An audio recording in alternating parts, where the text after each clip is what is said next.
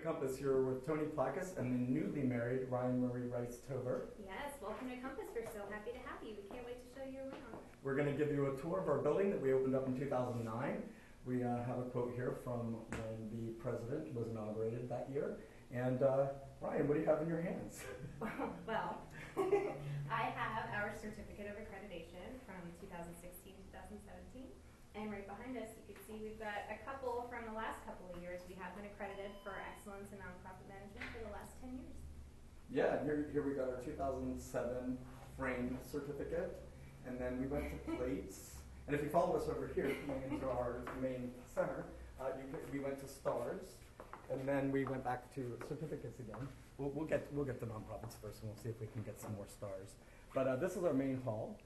It's also a library. It serves as one of our meeting spaces for our larger groups when we have 300 or 400 people in this building. Sometimes we have overflow from the Alfred Fiandaca community room. And right here is our volunteer desk. We actually call it the bridge. It's the first contact for anybody that comes into our center. And as you can see, we have wonderful volunteers who provide about 12,000 hours to field every single phone call that comes in. How many? About 17,000 a year? Closer to 25,000. Okay, yes, closer to, it keeps growing with each year. The wonderful thing is that anytime somebody calls Compass for services or wants to set up an opportunity for a meeting or find out about our special events, they get a real live person on the phone, and that person is typically somebody who is volunteering their time. And over here, we've got our Cyber Center, funded in 2003 by the David Burnett Foundation. We have 12 computers, open access for our community members with fast internet access. And we're about to have that refurbished and redone in April. April, thank you. April, and the Cyber Center is all about creating access for the LGBT community and making sure that people have access to connect with their community, connect with their families. Some people are working on their own businesses here. We've got entrepreneurs working out of the center, looking for jobs, working on homework. We have students working for Florida Virtual School here out of our Cyber Center. So it's definitely multifunctional, and we love to be able to create access for our community. Yeah, and the same with our, this is our lending library. It's completely free. All of the books have been donated. Many of the books, or I should say the majority of the books, are LGBT related. People forget that it wasn't that long ago that people weren't comfortable walking into a Barnes & Noble or to a bookstore to pull out a piece of fiction or nonfiction related to gay, lesbian, bisexual, transgender issues. So over the years, we've been able to collect. As a matter of fact, we have more books than we have space. And it's an opportunity for people to just kind of look at a piece of our history that was kind of in writing before it was, a matter of public policy. We'll take you around here to the Youth Drop-In Center. Wow, wonderful. The lights just went on for you. This is Main Street. This is where a lot of our community members share information about things going on in the community outside of our center. This is the Fishbowl Room. It's one of our meeting spaces, and it's open to the community. It's also open for our staff to meet with clients. Some of our social support groups meet here, and it's a really beautiful, serene space. And right now, it's being used as an opportunity to prepare for our biggest annual festival, which is Pride Fest, next weekend. This is our Youth Drop-In Center. This is our meeting space for our youth program for LGBT youth between the ages of 12 to 19.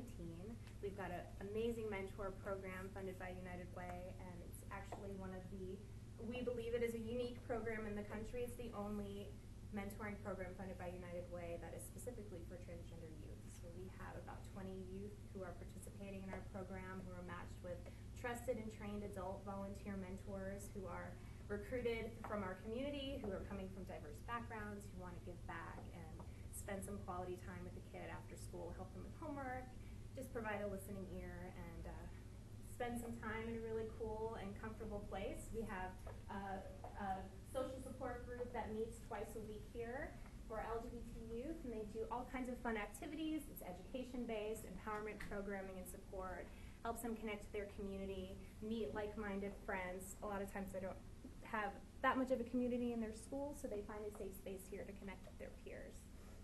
This is also open for our transgender youth support program, and that is a twice monthly social support group for transgender youth specifically, and that we've seen a tremendous influx over the last couple of years of transgender You know, one of the things that Ryan and the program, you want to talk a little bit about the clothing donations and also the continuous improvement initiative from Children's Services Council that created a youth cyber center in here, and also the fact that the youth actually designed this room for their own needs. You can see underneath the table and chairs here, there's actually a dance floor and a disco ball and some, I don't know what those lights are called because I'm getting old, and karaoke machines and pretty much anything that kids would want to have in a youth drop-in center. Yep, outside of school hours, this room is full of kids who are just hanging out, working on school projects, working on all kinds of art projects. We've got a lot of their art displayed around the center and especially in this room. Right here, we have a little makeshift closet for our clothing donation program. It's called Out of the Closet. And a lot of community members come by and drop off some gently used clothing items so that our youth can shop from here. They use this, it's all free, of course, and they use this clothing for job interviews, college interviews, and really just to make sure that they've got a way to express themselves, especially in terms of gender identity. It's nice to be able to have access to clothing that matches their gender identity, and they're able to express that in a way that feels comfortable and true to them. Right here we have 3 computers from the Continuous Improvement Initiative. Well, that's our way of avoiding TLAs. Yeah, exactly. 3-letter acronyms for everything. So we have 3 computers that are specific for our youth program. We have a lot of students who are working in Florida Virtual School again, working out of here. A lot of our students have been bullied out of schools, unfortunately. So the unfortunate reality is that homeschooling is the way to go for a safe and an inclusive environment. So some of our youth actually come here and do school and take classes right out of our center, and we wouldn't be able to do that if we didn't have specific computers right here in the Youth Drop-In Center that is just for them in a safe environment that's monitored by our program staff 24/7 pretty much. You know, and the wonderful thing about the mentoring program from the United Way is that it doesn't only help the youth that come to our programs, but also the parents, so that they can help navigate the different needs that the children have related to sexual orientation and gender identity. Not all parents really want an excuse to not understand their children. They actually want to reach out so they can be better parents, and we are very proud of the mentoring program and the ability for our agency to provide the needs that the kids have. Absolutely. A lot of the services that we provide are just as important to the parents as they are to our youth. So we wish we had more parents who were involved, but for those who are, we work one-on-one with families to make sure that they have all of the resources available to them to be as supportive to their children as they possibly can be. And that's a wonderful thing to see. We always want to hear more from parents reaching out, and we always encourage that and want to be as hands-on as possible to make sure that the youth in Palm Beach County are growing up in a safe and welcoming environment. So let's keep our tour moving. I was about to say, are we going to go see Brooke, Jackie, the counselor? Yeah, we should. Right here we have our gender-neutral restrooms. It's not that, we don't have the controversy here. Our restrooms are gender inclusive and private. That seems not controversial at all. Meeting spaces also for the support groups. Many of the people that volunteer here actually volunteer to support, facilitate support groups. Everything from bereavement programs, drug and alcohol support, coming out. Yeah, exactly. Pretty much anything that you can imagine. If people have the passion and commitment, they come in here once weekly or once monthly, and they provide services to their peers.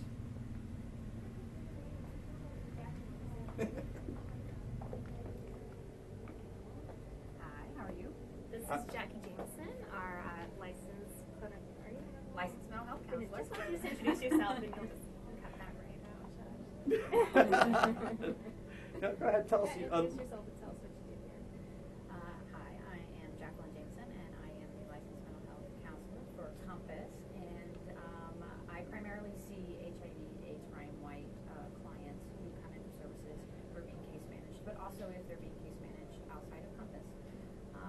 And then also community members at large may call for services. They either have no coverage, no health care coverage, and they are in need of some sort of counseling. So we do our best to see them as well.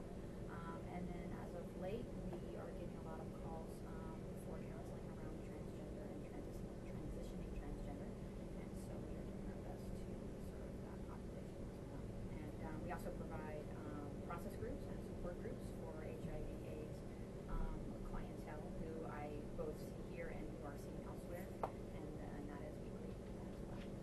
It's been great having an on-staff licensed mental health counselor, because she's not only here for the clients that we see in our case management programs, but also when people are coming in crisis, we've got somebody that we can turn to. You heard her talking in her very soft mental health counselor soothing Yes. voice. I've actually heard her talk in a much louder, advocacy voice, and that's partly what she works with us to do, is to make sure that the people that come in here and have needs that are met through mental health counseling then move into programs that we have that are either outreach or volunteerism, and we really just want the full range, give people an opportunity to be a part of their community. I want to go into the quick strategy room. This is the board room.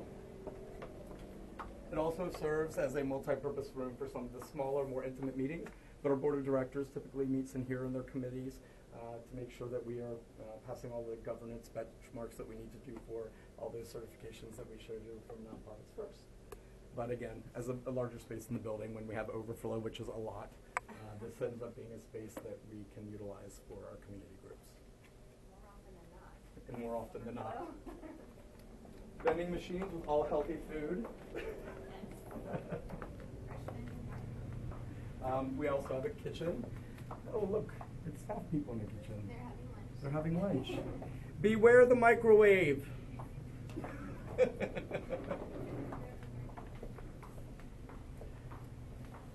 And then, yeah, the Bill Capozzi and Michael Brown Memorial Garden. This is actually maintained completely and entirely by volunteers. So they come twice a week to water. They have refurbished all of the furniture out here. There are beautiful plants and flowers. This has been redone seasonally. It's really a labor of love, and it's maintained entirely by the community, which is a beautiful thing. This is also another meeting space. This is for some of the smaller support groups are able to utilize this space. We've got a fire pit. We have some of our youth have come and made some s'mores on one of our cooler nights, but they are rare in Florida. We've got a rare cool weather day today. And it's actually one of the spaces that we're most proud of. During our capital campaign, 2 of the initial contributors that were part of the concept of this center passed away before we were able to actually show them the facility. So this memorial garden was made not only for them, but for anybody who's lost someone to HIV or victim of violence, or it's just a really wonderful space to be, especially when you're in South Florida and it's March. Beautiful. It is.